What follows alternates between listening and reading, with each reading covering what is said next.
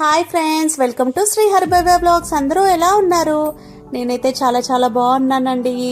ఈరోజు మా డాడీ మార్కెట్కి వెళ్ళాడనమాట. ఏమేం ఫ్రూట్స్ ఏమేం వెజిటేబుల్స్ తీసుకొచ్చాడో తెలుసుకుందామా? మరి వెజిటేబుల్స్ ఫ్రూట్స్ మనం డైలీ రొటీన్లో తీసుకుంటే మన హెల్త్కి చాలా మంచిదండి.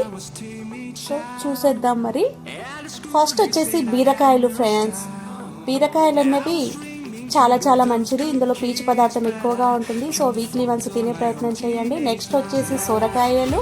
సొరకాయలలో వాటర్ కంటెంట్ ఎక్కువ ఉంటుంది అండ్ మన జీర్ణ వ్యవస్థను మెరుగుపరుస్తుంది. నెక్స్ట్ వచ్చేసి పొడగంటి కూర అండి. ఇది మన కళ్ళకు చాలా మంచిది. నెక్స్ట్ కొత్తిమీర, పుదీనా. ఇది రోజు ఎర్లీ మార్నింగ్ జ్యూస్ చేసుకొని తాగడం చాలా మంచిది. ప్రాసెస్ అయితే మన ఛానల్లో ఉంది, చూసేయండి ఫ్రెండ్స్. నెక్స్ట్ వచ్చేసి దోసకాయలు అండి. ఇందులో వాటర్ కంటెంట్ ఎక్కువ ఉంటుంది అండ్ మన డైజెషన్ ప్రాసెస్ని ఈజీ చేస్తుంది. ఇంకోటి కాకరకాయ అండి. కాకరకాయ అయితే షుగర్ పేషెంట్స్కి చాలా మంచిది అండ్ కాకరకాయను మనం మిక్సీ పట్టేసుకొని ఎర్లీ మార్నింగ్ తాగితే కనుక మన స్టమక్లో ఉన్న జెమ్స్ అన్ని చనిపోతాయి అన్నమాట. నెక్స్ట్ వచ్చేసి కీరా దోస. ఇది డైజెషన్ ప్రాసెస్ని పెంచుతుంది, వాటర్ కంటెంట్ ఎక్కువ ఉంటుంది, మన బాడీని చల్లపరుస్తుంది. నెక్స్ట్ పచ్చిమిర్చి అండి. ఇది ఇందులో విటమిన్ సి ఉంటుంది అండ్ ఇమ్యూనిటీని పెంచుతుంది. నెక్స్ట్ వచ్చేసి మెంతికూర అండి.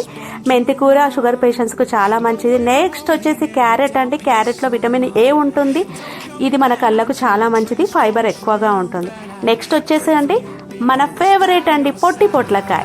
ఇదైతే దీంట్లో ఉండే ఫైబర్ కంటెంట్ వల్ల మన డైజెషన్ ప్రాసెస్ అన్నది మెరుగుపడుతుంది అండ్ ఇది మనకు చాలా మంచిది. నెక్స్ట్ వచ్చేసి